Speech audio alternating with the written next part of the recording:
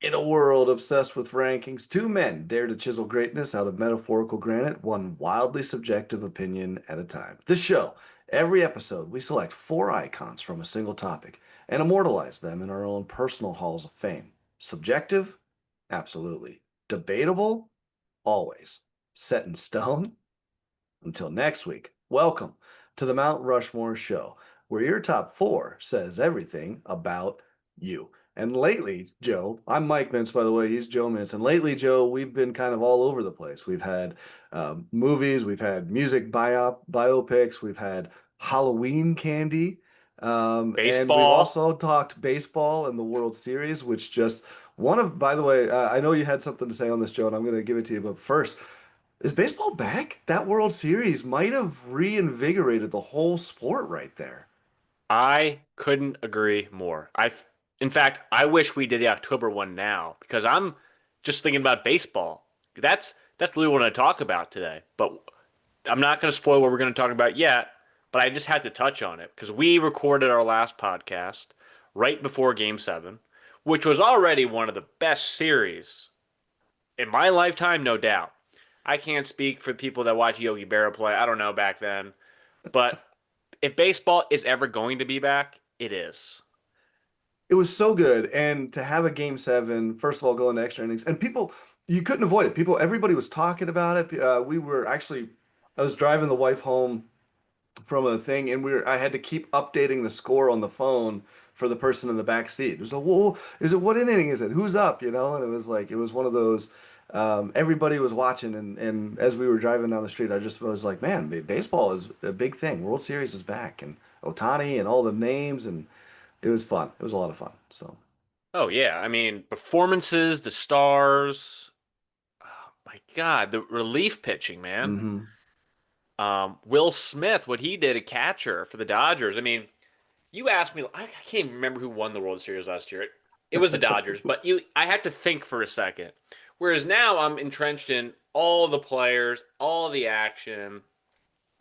I will say I predicted it with the Dodgers. Not a hot take. I mean, let's be honest, they were the running favorite. Their payroll's double any other team. But part of me was a little disappointed that the Blue Jays didn't pull one out. I just was rooting for that underdog.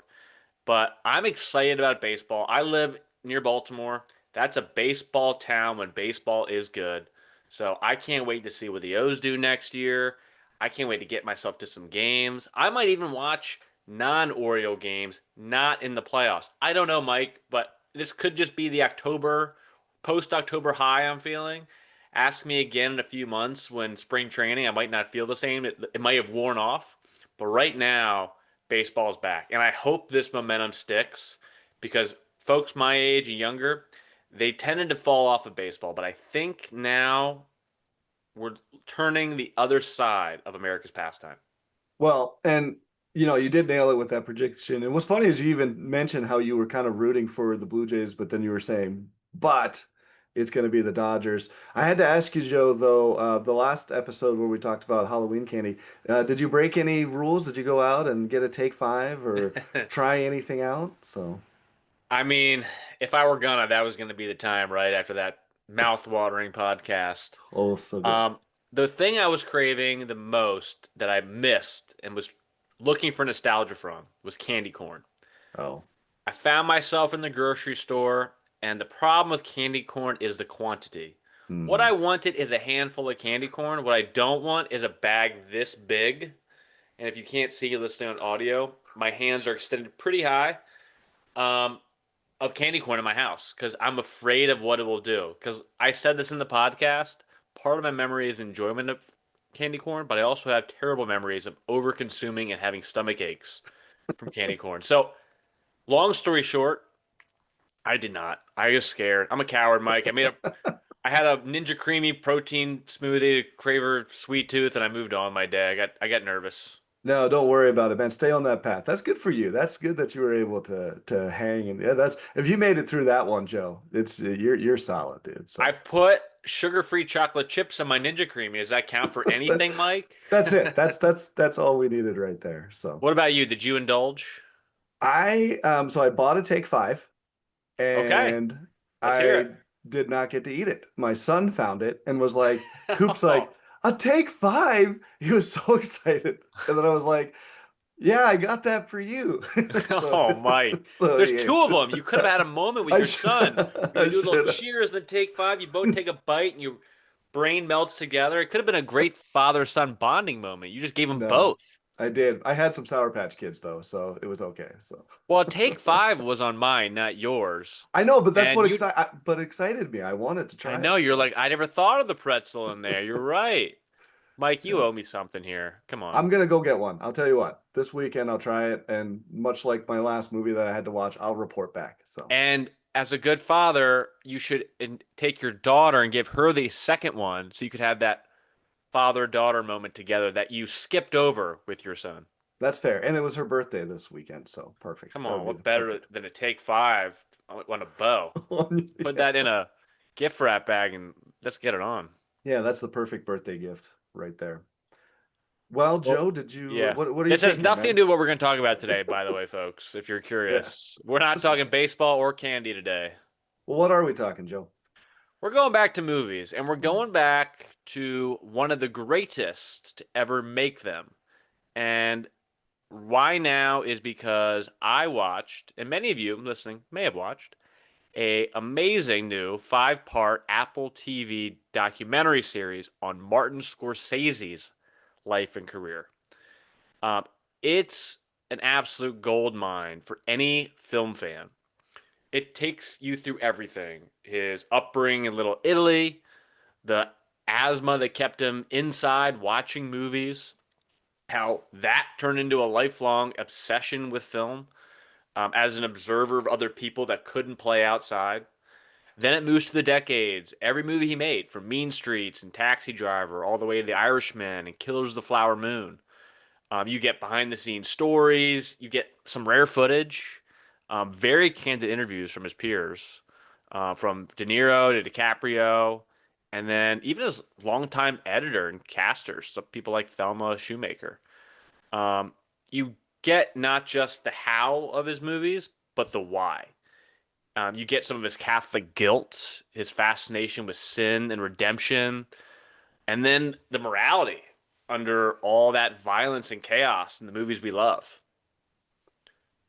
I think Scorsese is kind of a product of, I hate to say a bygone era, but I wonder how many of those directors from that 70s, 80s, 90s, how many of them we'll see moving forward, that time period where you could really be an auteur. And I think Scorsese, doing the research on this one, Joe, was kind of a lot of fun because sometimes I have to put ones on my list. I would be like, I've got one or two that I'm like for sure, and then the other ones it's like, all right, I'll put it on my list. Scorsese, you have to cut out. There's ones I want on there, but I only get so many, and then I was literally fighting myself even just a little bit ago. Like my fourth one, I had these two that are really right in there, and I finally was like, and maybe even during the course of this thing, I'll switch it. I don't know, but Scorsese's got so many good ones. I have to say, I'm a little bit like. I know you've given me kind of plenty of runway on this one, but after looking at that list, there's so many of them I haven't even seen that I've heard great things about. That I would love to go watch, and so maybe after this one, I'll go. We might have to revisit this, Joe, is what I'm thinking. So, Yeah, and what's wild is that he's still doing this at mhm, 82 years old. And not just doing it, but still delivering relevant, electric, and cultural moments. I mean, you mentioned it earlier with aging directors. Look at folks like Brian De Palma and Francis Ford Coppola, mhm. guys who were right there with him in the 70s. They've kind of faded or fallen out of touch with today's audiences. Scorsese's managed to adapt without ever losing his identity. The only guy in that class with similar longevity is Steven Spielberg. And even Spielberg's later stuff feels more nostalgic to me. He made basically a movie about himself in his most recent um, prestige film about the Feidelmans, I believe it was. The Fablemans, yeah, yeah. While Scorsese somehow stays modern. Because you see that in directors a lot. Even Tarantino is so aware of it that he's going to rob us sooner than he probably should, saying that every good director loses it after 10 movies.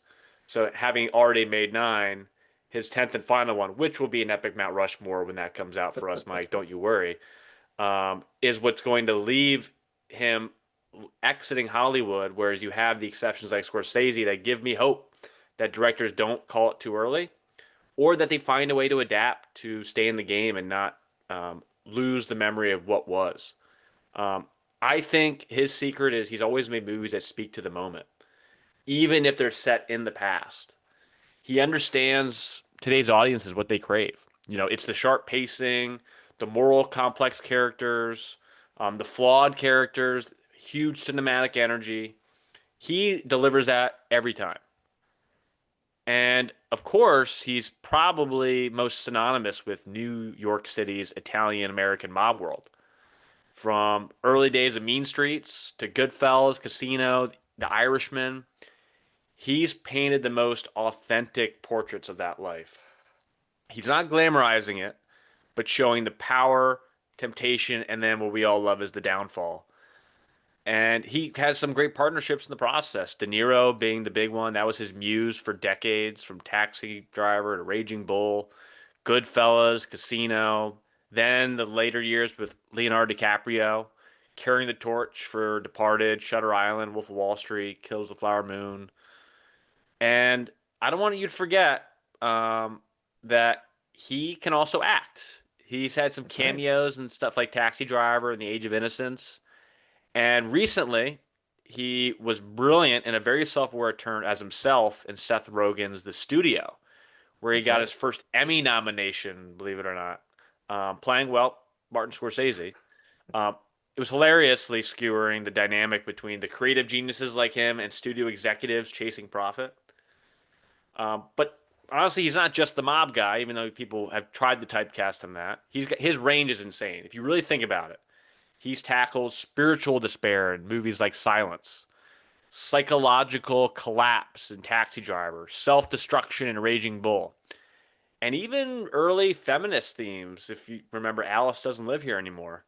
Mhm. He's a director obsessed with the extremes of human experience, faith, guilt, violence, redemption, and every genre he touches feels like his own.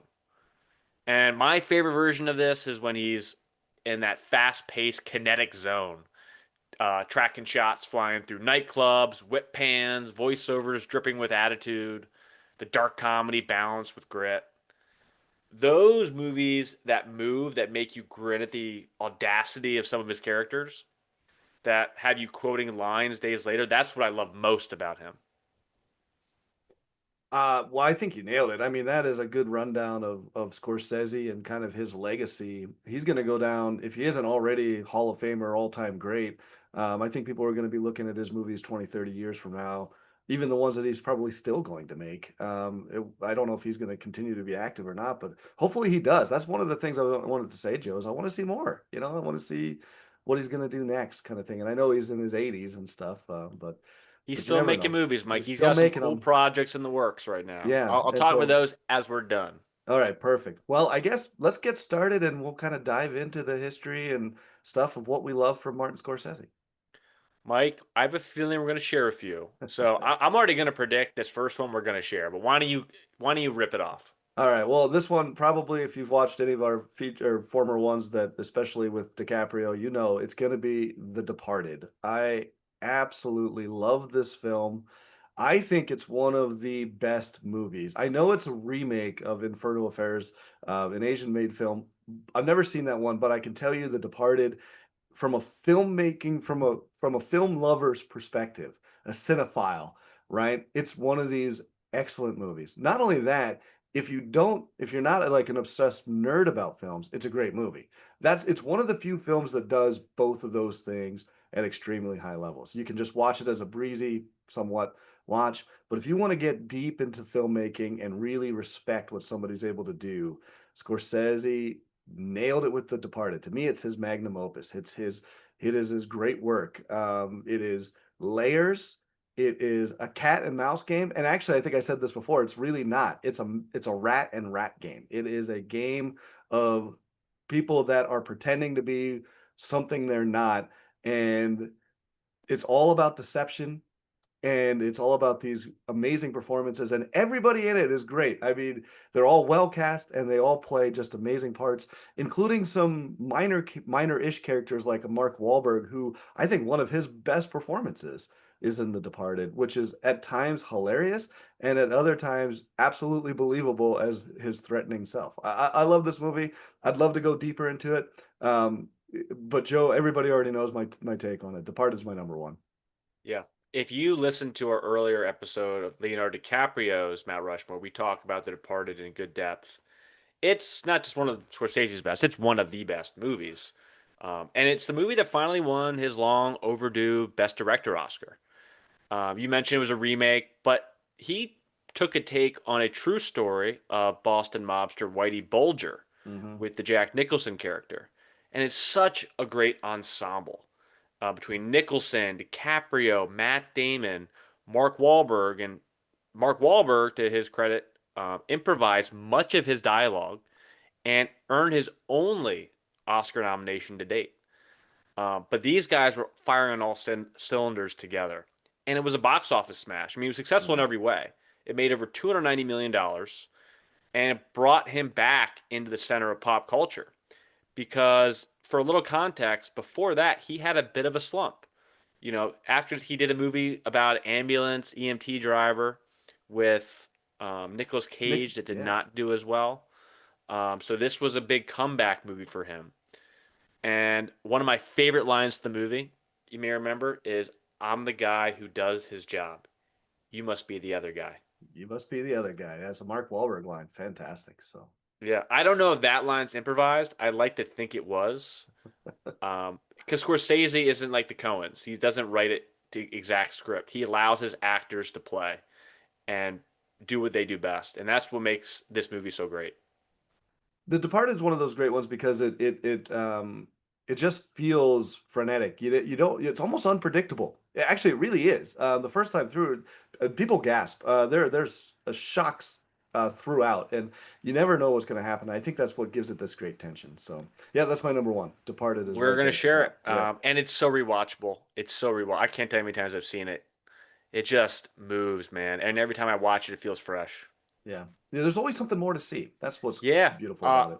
A little something I took away after more time seeing it, and I've heard this theory said before. Maybe you have. Matt Damon's character, closet gay. Oh, well, now I have to watch it again. There's a So, lot of Easter eggs of that. I mean, oh, the scene where he's impotent oh, yeah, and he's yeah. with Alec Baldwin, they're golfing, and he's overcompensating.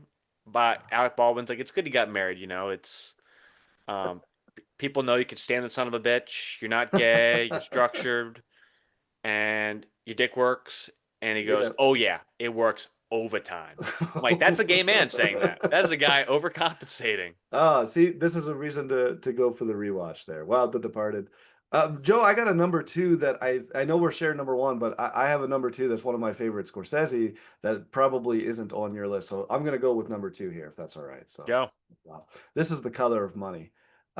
This is a probably not a great Scorsese film. A lot of people probably write it off. It's a 1986 film. If you don't know anything about it, it's a sequel to a movie called The Hustler. Paul Newman returns as this, Fast Eddie, who's this famous pool player. In the original Hustler, he has to defeat Minnesota Fats in this really dramatic scene. In this movie, he's old, he's aged, and his vision is going, and he can't play at the same level. And what he does is he takes on the role of a mentor to an up and coming talented young player that he's going to teach the hustle game to, who just happens to be played by Tom Cruise, in one of Tom Cruise's more earlier roles in the mid '80s. There, um, it's not it's not a perfect film, and it certainly has its flaws, but it's one that has a special place in my heart. I loved The Hustler. My dad was a big fan of that movie. When I finally saw The Color of Money, it's a very different film, but it also introduced me to. I love Tom Cruise from Top Gun, but it also introduced me to Tom Cruise playing some different characters, like actually acting. And he does a great job as Vince in this movie. Interestingly enough, it was a solid hit, $52 million hit, but generally is considered not necessarily near the top. But a little bit of tidbit trivia for you here, Joe. There's a scene in the movie where Tom Cruise's character Vincent pulls out a pool cue and he puts it on the table in this big black box and he opens it up. And this guy that he's playing against goes, "What's that?" And Cruise goes, "That's Doom." And the entire video game Doom series got its name from that scene right there. That is a fun fact. I did not know that. Yes. And your So Mount Rushmore of Dwayne Johnson, the Rock movies, happens to be Doom as well. Comes full I circle here. Doom has a special place in my heart, man. One of those first person shooters that's awesome. So yeah. I think that this movie made your Mount Rushmore for that scene alone. Not alone. That's Just a for the good For the scene. Doom reference. There's some great scenes, including the ending scene. And I'm not, well, this movie was made in 1986. Look, here's the deal. Once Fast Eddie realizes his problem is his vision, he gets glasses. He looks like an idiot and nobody takes him seriously. But now the man can play again and he returns to form. It's one of these great redemption stories where at the very end, Paul Newman as Fast Eddie comes back and dominates. And it feels good to see him. What's that saying? You're never too old to wind up that clock one more time. That's what it feels like in that movie. I like The Color of Money. It's a good one. Mike, you said something I would argue is slanderous about Tom Cruise earlier, about actually acting. Everything he does is actual acting, Mike. He is a legend. How dare you? Let me frame that in the context of a kid watching this in the late 80s. I had seen him as Maverick in Top Gun and maybe as Cole Trickle in Yes, Oscar nominated worthy performances. I'd argue snubbed for both. but that's Tom Cruise playing Tom Cruise. This movie, Color of Money, and he is a good actor. Tom Cruise is a Scientologist that does push-ups all day. He is not Maverick. He fooled you. That's good acting. That's fair. That's a fair point. All right. Well, Joe, I'm sure you're not sharing Color of Money. I want to hear your number two, I guess. You're so sure. I mean, I thought about it, Mike. It is Oh, one of really? my favorites of his. Oh, okay. Because I love Tom Cruise and I like Paul Newman.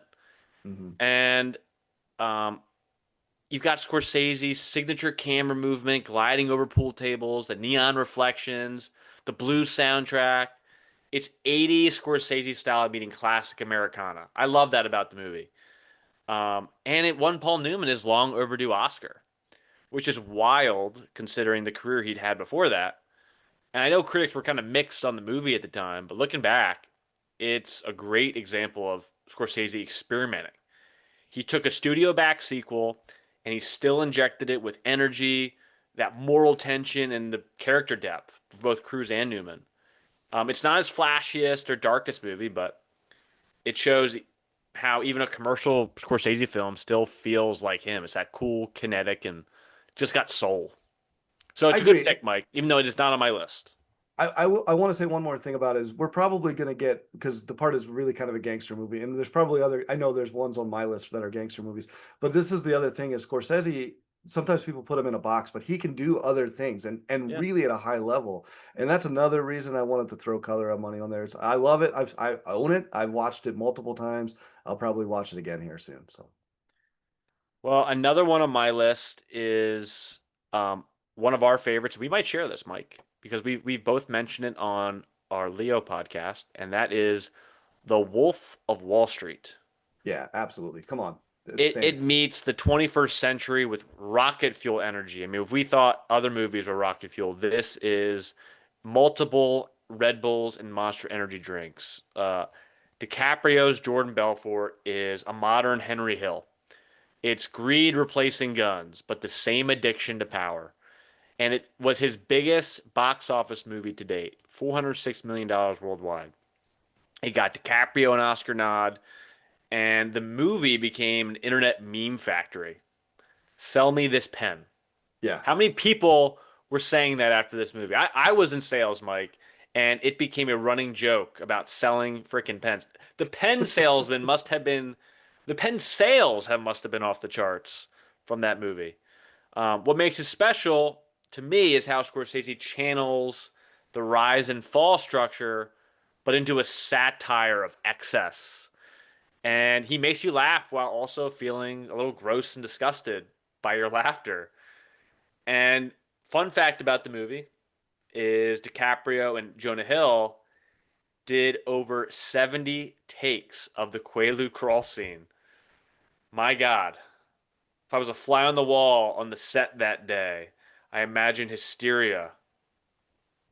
I Wolf of Wall Street is one of my all-time favorites, and I went in without. I didn't really know this movie. Kind of, shook me in a way that I wasn't expecting. I went off of thinking it's going to be a Wall Street movie, and so it certainly has that flavor to it, but it's the humor that's kind of it's hard to even press. It's not that what they're saying is funny. It's almost sitcomish in a way. They set them up in situations, but also the performances. Leonardo DiCaprio, Jonah Hill, John Bernthal. You think about these guys, and then there's just the structure to it, where it's all of the stuff you shouldn't enjoy, right? It's all of the darkness, it's the drug using, it's the cursing. I think it set a record for F words at the time. It's some of the way that they're acting, and and it's also unbelievably funny that it makes it a movie. Teenagers still love this movie today because it seems like something you shouldn't be allowed to watch. And I think that edge is what really sets me up with Wolf of Wall Street. It's one of those just real fun movies to throw on and have a good time with. And it doesn't ease you into it. The Mm-mm. opening scene Right away. is him using a straw to inject something into a hooker's something. I'll leave it at that. I'll Yes. leave you to enjoy that as you press play on the movie with the good old family. A lot of imagination being done there, Joe. So, Yes.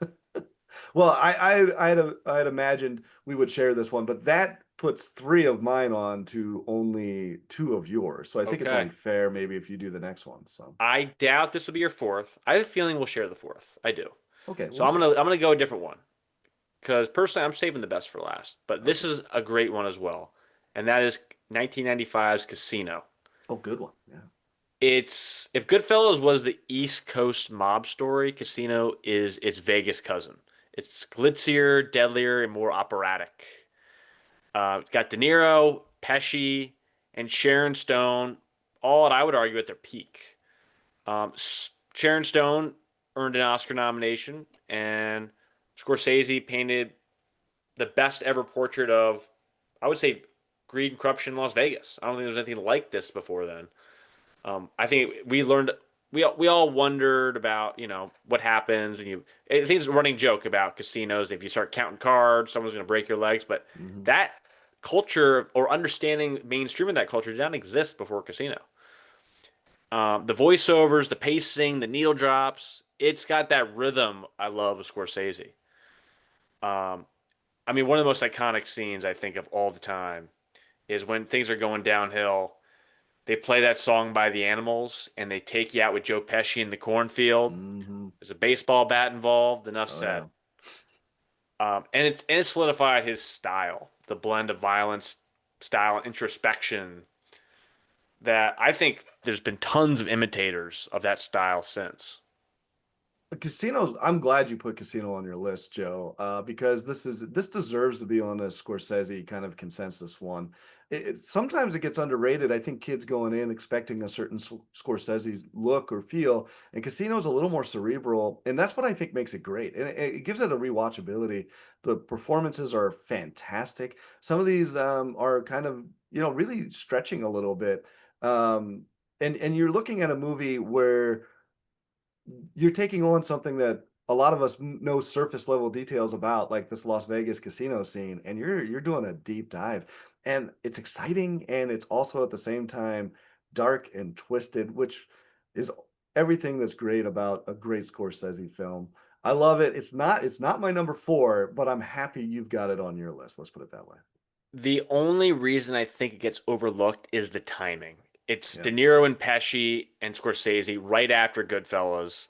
And I think if it was 10 years later, 10 years before, we look at it very differently because it's such a fantastic movie. But you're comparing it to Goodfellas because of the chronology of when it came out. Yeah, I agree. I think that is a good rep. Should we address the elephant in the room then, Joe? Because my number four pick here We know it's is going to my be. We it's all it's know. it's Goodfellas. Best for Because last, my friend. here's the deal, and you kind of touched on some of this stuff. This movie to me is the pinnacle if you're thinking of most people and Scorsese. If I take it out of the personal and just go consensus all around, what movie defines Scorsese? To me, what I understand, what most people say, it's got to be Goodfellas, and I agree, 100% agree. Ray Liotta's performance, it's the violence though. You bring up the cornfield scene in Casino. that is a shocking scene because of how out of place it is in that movie. That is, to me, the template of Goodfellas. It is this graphic violence throughout. There's unbelievable scenes in it. I remember watching it. I probably watched it far too young. I was under 18, I'm sure, when it came out, and I saw it on TV, and I was hooked. I was like, oh my gosh, it's so good. It defines the genre. I think that if you're talking gangster movies and you're talking Scorsese, I think that is synonymous with the movie Goodfellas. It's a story about Henry Hill, but story aside, it is the visual feast that Scorsese is able to bring, plus that kinetic energy. It is peak Martin Scorsese. It's got to be my number four. It's my perfect pick if I had one. Agreed, Mike. I mean, there's not much more I can say with our passion for this one, but this is the movie that changed everything. Not just for him, but how crime movies were made forever after. It dropped in 1990, but it hit like a lightning bolt when it came out. It wasn't a gangster movie in the old school sense. No slow, operatic pacing like The Godfather. This was loud, fast, funny, terrifying. It moved like the life it was depicting.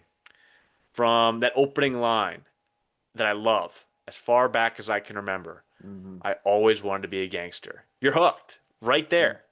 You're inside Henry Hill's head. His thrill, his pride, and then eventually, as we see his downfall, and he shot it like a drug high. The cameras glide, the edit slice, the soundtrack just hits. It pounds, man. That Copacabana tracking shot Oh man. Oh, three through the minutes of kitchen, tracking. Oh my goodness. iconic. I mean, every film NYU film study nerd is studying that scene. The one the they call it the oneer is what it's referred to in Mm-hmm. Hollywood. One of the greatest shots in film history. Says it all. You see the seduction of that life in a single unbroken take. The power, the glamour, the control.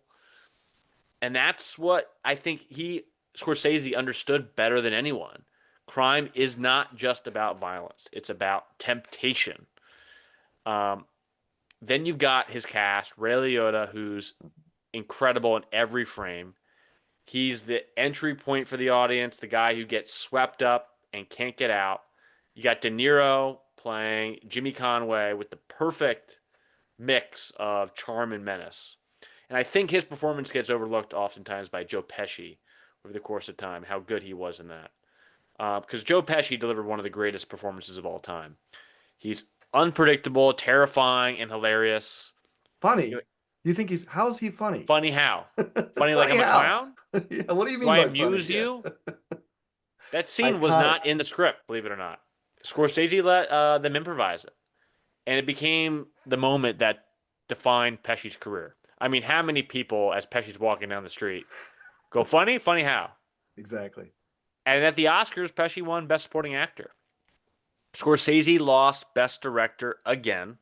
It went to Kevin Costner for Dances with Wolves, which is crazy in hindsight. But Goodfellas still took its place in film history, and he got his makeup award for The Departed. Um, Critics have called it the best crime movie since The Godfather. I'm going to quote Roger Ebert now, rest in Oh, peace. yeah, yeah. He called it a breathless rush through a world of corruption. And 30 years later, it's still quoted, still referenced, still studied. And it also reshaped pop culture. I don't think there would be a Sopranos without Goodfellas. David Chase, showrunner and creator of Sopranos, literally said he modeled The Sopranos on Goodfellas' tone, the blend of dark humor and casual violence. It even changed how we talk. Phrases Mm-hmm. like wise guy, good fella, forget about it. That Mm-hmm. became everyday slang for a long period of time. And if you rewatch it today, it's amazing how timeless it feels. The pacing is still feeling of modern, the humor still hits, and the moral decay still kind of stings. He's made that movie both of its time and for all time. And one of my favorite lines for me, it's Karen's line, if you remember. One day, some of the wives told me they were jealous of me because that's the movie in one line. Everyone Mm-hmm. thinks they want that life. until it starts collapsing. She's mesmerized by him going through the kitchen, and every girl's looking at him and all the power that she has being with him. Hmm. And then she realizes that that was false. And a fun fact about it is he originally wanted the movie to end without the courtroom scene, just Really? freeze frame on Henry Hill's face after the bust. But he said test audiences were too shell shocked, so he gave them one last scene to process the fall. So yeah, Goodfellas isn't just my number one Scorsese film. It's one of the greatest films ever made. Pure energy, pure storytelling, pure cinema. I love that we picked. This is our first directors, I think, top four, right? I Yeah, don't think I think Scorsese's a great pick because the thing about directors and sometimes these auteurs, you go, oh, they're not making movies for the people. Well, Scorsese does. Scorsese not only tells great stories and great movies, but he makes great films. That 3 minute Copacabana oneer that you talked about being studied, rightfully so, and an originator of the art and doing things that people still emulate to this day. And I think Goodfellas is a great example of all of that. And I think also like just Scorsese in general is one of those guys that has kind of transcended the art a bit. And I think it's wrapped up. I think Goodfellas is kind of that perfect little final piece to that whole thing where we go, if you were going to pick one movie to say Scorsese was going to be defined by, it's the one that all other crime gangster movies from that point forward are going to be judged against. Well, is it Goodfellas? How does it compare to Goodfellas? I'd agree. And I'm curious, Mike, where does he go from here? What do you think is next for him? I so he can do a lot of different things. I'd have to say, I think he's done. I know he did Last Temptation of the Christ. He did the Tibetan one too. I wonder if we're going to see another religious film from Scorsese. I'd almost be interested to see what he would do now in 2025, 2026 with that style. And I think it's right for the moment. I don't know. That's personal. I don't, honestly, I don't. What do you think, Joe? Do you have an idea about where we're going? Interesting prediction, and something I learned from the docuseries is he was studying to be a priest. So the Oh, fact that he didn't go through with that has led him with some level of Catholic guilt. It's just why he made some of those spiritual movies that he made. He's been fascinated by religiosity and obviously Temptation of Christ being more the polarizing between that and Silence, but he does have that itch to explore that side of him. Killers of the Flower Moon was the last one. And that showed that he's not slowing down. I mean, that movie is not on Mount Rushmore, but it's still got that modern pace, modern characters. It's got a lot of those complexities we love. and it's a Um, great film. it Yeah. is. Now, I cheat a little bit, Mike, as far as what's next. I know what he has in development. Um, he is reportedly developing Hawaiian Mob Center movie with none other than The Rock. Brought the What? script to his attention. Yeah, it's exploring Wow. 1960s organized crime influence on island construction and politics. It's a totally new canvas for his themes of power, loyalty, and corruption. And I heard Leo might be involved too. I mean, again, in development, it's being explored, especially since The Rock has been on his I Can Act world tour since The Smashing Machine. But for Scorsese, the man's in his 80s and still Yeah. reinventing himself. So nothing would surprise me what he does next. But that's legacy. That's why his Mount Rushmore isn't just about movies, it's about evolution, obsession, and lifelong love of cinema. And Mike, if you haven't seen it yet, I highly recommend you watch the five-part series just to relive some of these movies and the stories behind how they got made, why they got made, and what they did for all of movies. It's on my watch list along with I might grab a couple take fives There and you go.